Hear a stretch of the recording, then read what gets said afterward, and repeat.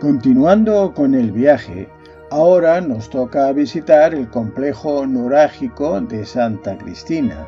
cuya ubicación se halla en un altiplano basáltico, en el territorio de la cercana localidad de Paulilatino, en la provincia de Oristano, donde hallaremos el templo o pozo sagrado de agua más representativo, mejor conservado y misterioso existente en Cerdeña. El Pozo Sagrado de Santa Cristina es un santuario nurágico que recibe su nombre de la homónima iglesia cercana. Está situado en la parte noreste del complejo nurágico que comprende 1 hectárea de extensión. En la vista aérea se distingue una cerca o muro de piedra de forma elíptica de 26 a 20 metros de diámetro, el cual rodea al pozo sagrado de culto al agua, construido sobre una antigua fuente que a día de hoy continúa manando el líquido elemento.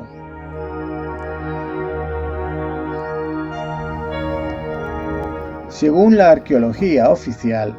el pozo sagrado fue construido a finales de la época del Bronce, aproximadamente hacia el siglo XI a.C., una datación que personalmente me parece errónea y que más adelante explicaré. Varios siglos después, ya en la época tardopúnica, en la República Cartaginesa, alrededor del siglo V a.C., el santuario fue consagrado a las diosas Demeter y su hija Core, llamada también Perséfone, tal como testimonian los jarros quemadores de perfume, llamados quernoforos, con forma de la cabeza de la diosa, hallados en el lugar, así como figuras femeninas o de diosas amamantando, representando a la diosa madre creadora de vida.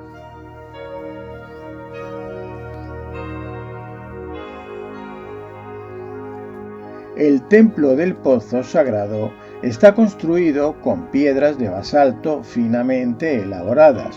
con una técnica muy precisa y avanzada para su época, de formas geométricas perfectas.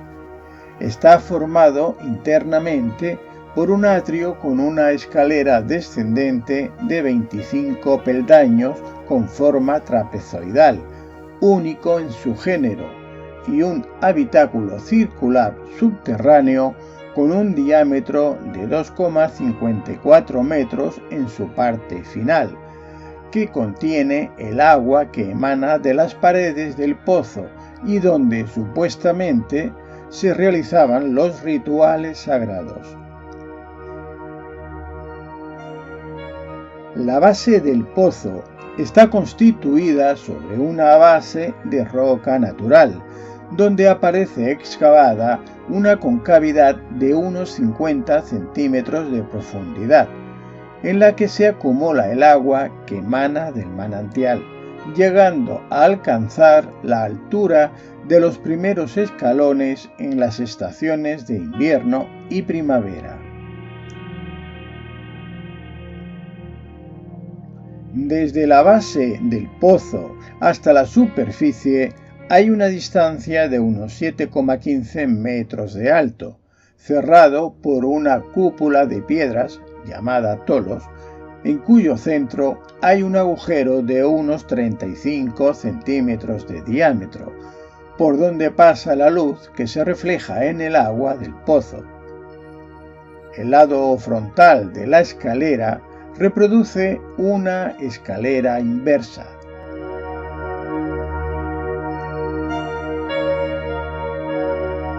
En la parte exterior apenas quedan restos originales, lo que nos sugiere que las construcciones que aparecen más toscas son de origen nurágico, es decir, posteriores a la construcción original del pozo sagrado y, aunque parezca una contradicción, me baso en las consideraciones siguientes. Si el pozo sagrado fue construido, según la arqueología oficial, alrededor del siglo XII a.C., es decir, hace ahora 3200 años, eso supone que el tipo o técnica de construcción del monumento debería ser similar a la técnica constructiva de entonces.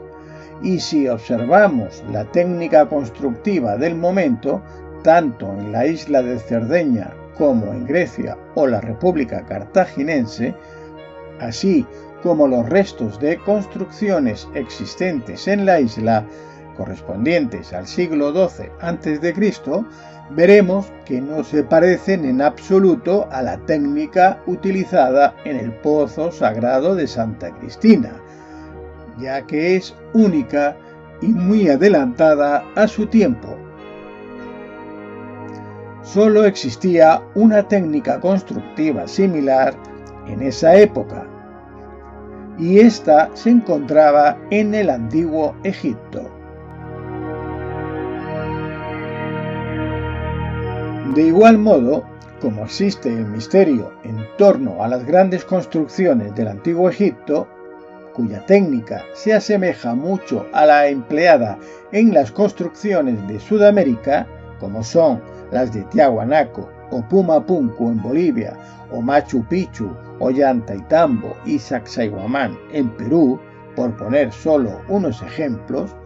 donde la ciencia no encuentra una respuesta satisfactoria que justifique el gran parecido, a pesar de no existir conexión alguna conocida entre las diferentes culturas y civilizaciones, solo me cabe pensar que se trata de una civilización muy antigua y avanzada, posiblemente una civilización antediluviana,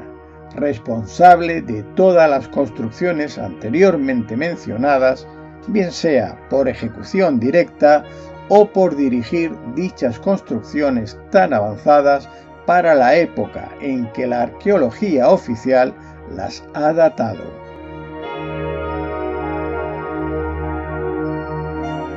Resulta paradójico pensar que una casa se construye empezando por el tejado y después los cimientos.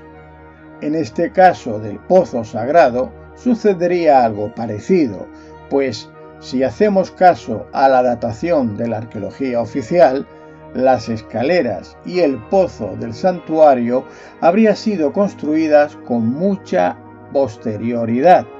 es decir, varios siglos después del asentamiento nuraga en el lugar donde ya existía el manantial, el cual ya estaba identificado y marcado como un lugar de culto al agua por la civilización nuraga.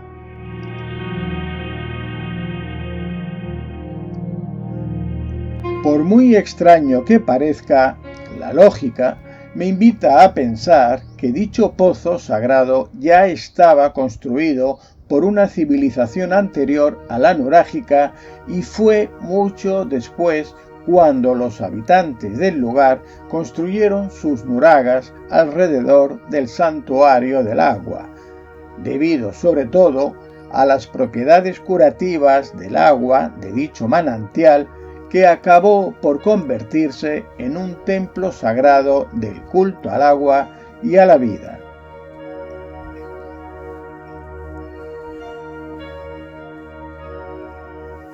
Otro aspecto que nos indica el conocimiento astronómico avanzado de la civilización que construyó el pozo sagrado es que durante el equinoccio la luna aparece perfectamente reflejada en las aguas del pozo, penetrando su luz por el agujero existente en la cúpula. Un fenómeno astronómico que, sin duda, tenía la finalidad de anunciar la llegada del equinoccio de primavera.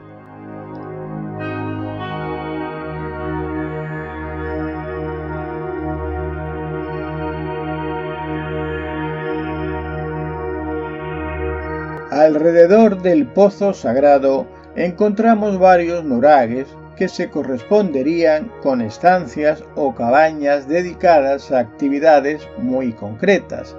como sería la choza de las reuniones o las viviendas de los líderes y estancias dedicadas a otras funciones.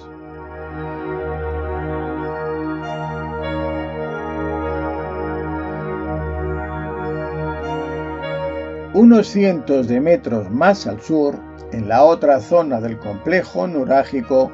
podemos encontrar los restos del poblado nuraga, donde algunos nuragues pueden ser visitados en su interior.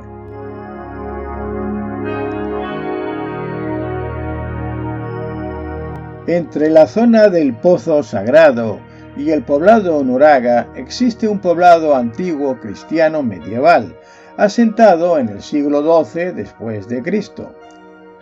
En dicho asentamiento cristiano existe una iglesia advocada a Santa Cristina, de la que toma nombre el complejo nurágico, actualmente remodelada, así como algunas casas para el alojamiento de peregrinos llamadas cumbicias, quiere decir dormitorios en el idioma sardo, utilizada durante los 9 días que duran las celebraciones religiosas de la fiesta de Santa Cristina. Y dando ya por terminada nuestra visita al complejo nurágico de Santa Cristina, nos despedimos hasta el día siguiente, en que realizaremos un recorrido por la bellísima isla de la Magdalena.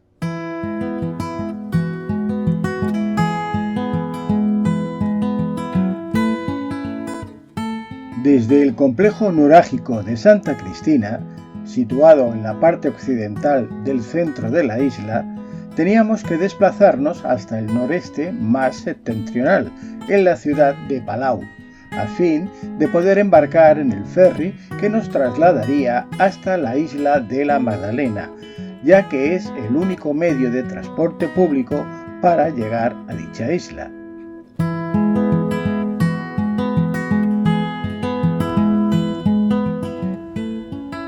Una vez embarcados con el coche a bordo, aprovechamos el trayecto, que dura unos 40 minutos, para contemplar el paisaje.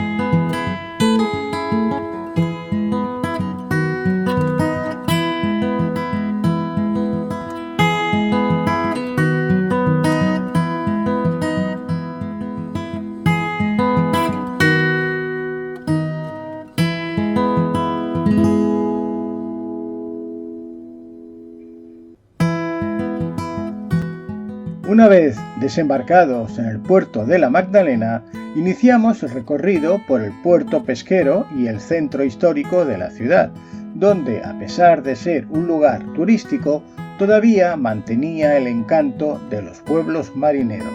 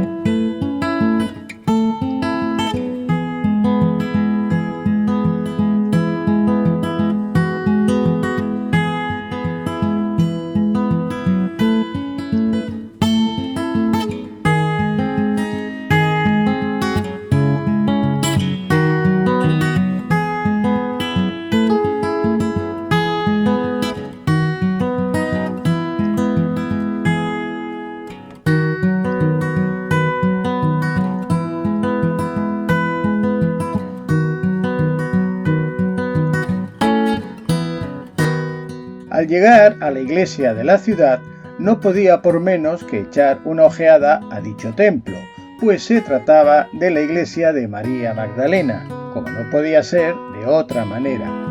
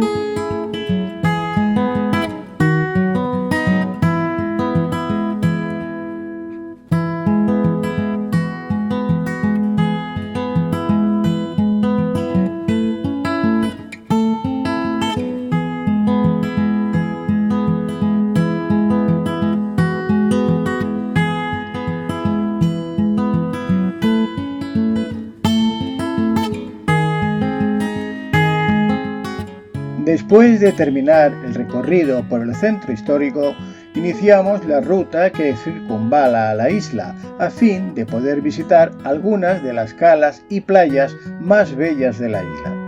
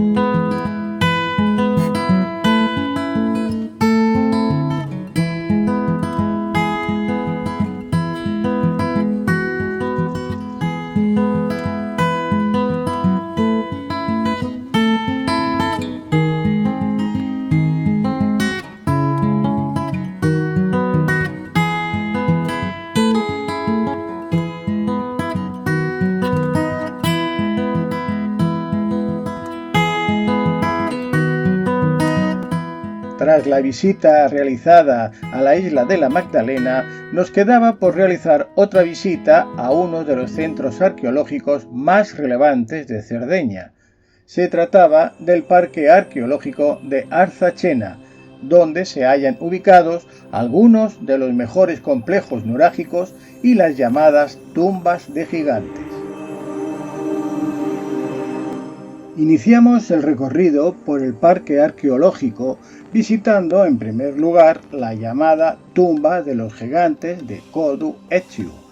uno de los ejemplos más significativos de la arquitectura funeraria nurágica.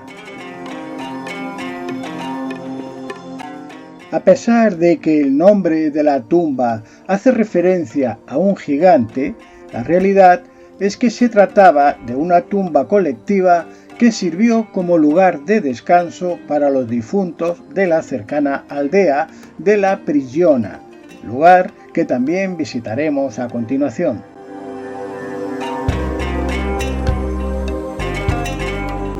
El monumento data de la Edad del Bronce, construido entre los siglos XXI al XVIII a.C. y consta de dos partes. La parte interior o tumba túnel central, que presenta una gran estela monolítica arqueada y decorada con un marco en relieve y de aproximadamente 3,75 metros de altura, que simboliza la entrada a la vida después de la muerte.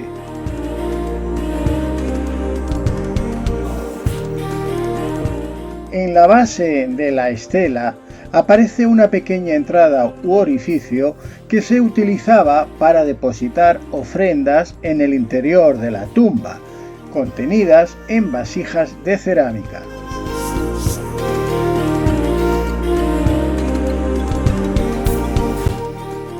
La parte exterior, compuesta por un muro semicircular que rodea al corredor funerario, formado por grandes losas colocadas en el suelo en línea recta, el cual delimitaba la zona ceremonial utilizada en los rituales en honor a los muertos y a los antepasados de la aldea.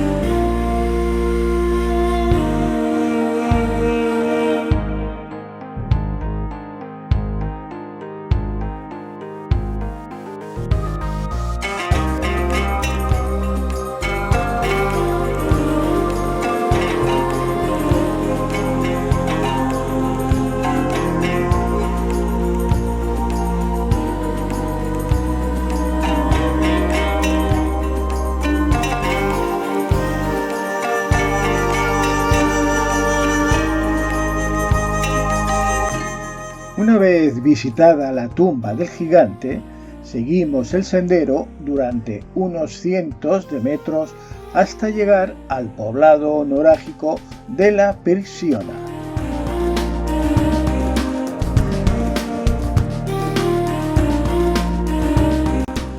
El conjunto arqueológico de la Prigiona está formado por el nuraghe principal y unas 90 cabañas circulares extendidas en más de 4 hectáreas, que nos revelan los restos de una civilización nurágica que vivió entre el siglo XIV y el IX a.C., es decir, hace más de 3000 años.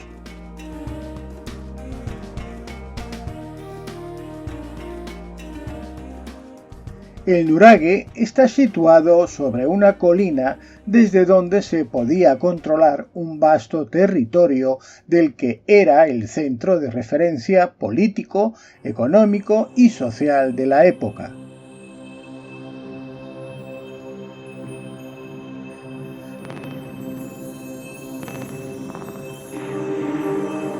La imponente estructura está compuesta por una gran torre central y dos torres menores laterales, unidas con un imponente arquitrabe.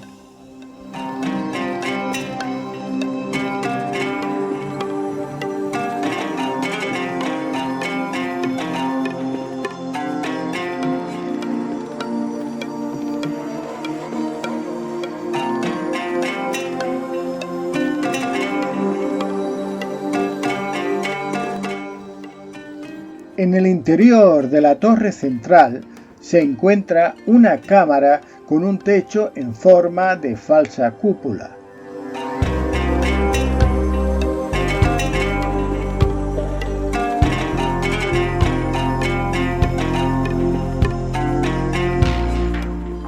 Originariamente, la torre principal tenía una planta superior coronada por una terraza, a la que se accedía por una escalera interior de caracol.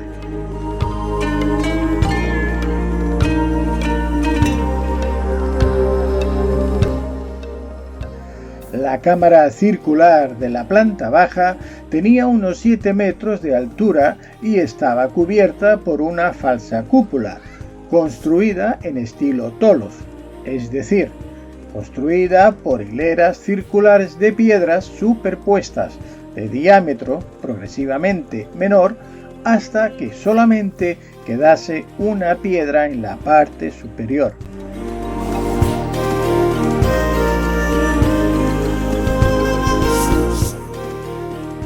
En el interior de la torre central podemos encontrar 3 útiles nichos en cruz que servían para ampliar la capacidad de la cámara,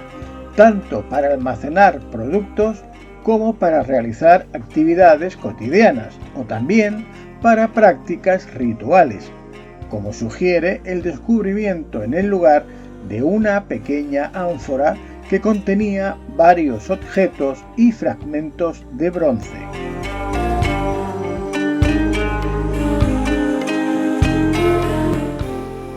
Todo el conjunto está enmarcado por un bastión triangular con un patio interior, donde se halla un pozo del que todavía brota agua.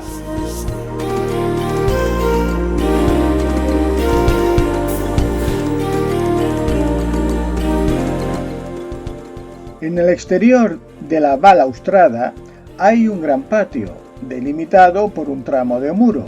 presidido por la cabaña de las reuniones.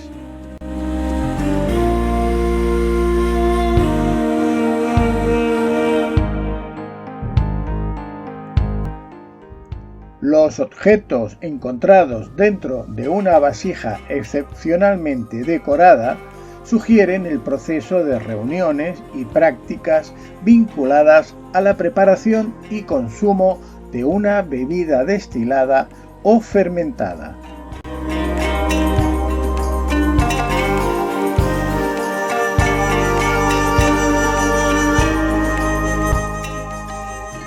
Alrededor del nuraghe principal se encuentran las cabañas circulares que se extienden hasta un espacio de más de 4 hectáreas.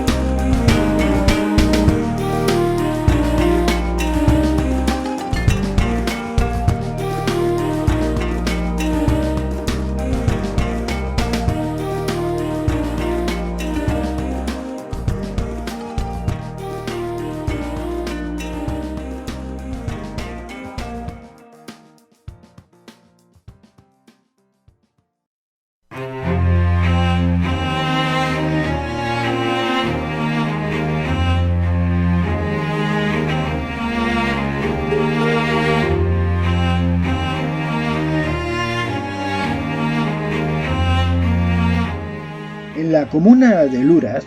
existe un olivar milenario con algunos ejemplares con más de 4.000 años de antigüedad.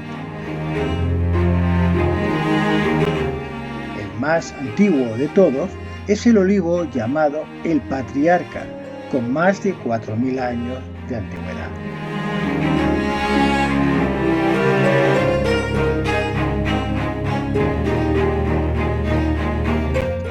Los olivos milenarios han visto y vivido muchos pasajes históricos que han quedado recogidos en su memoria, pero que únicamente son revelados a aquellos que creen en su magia.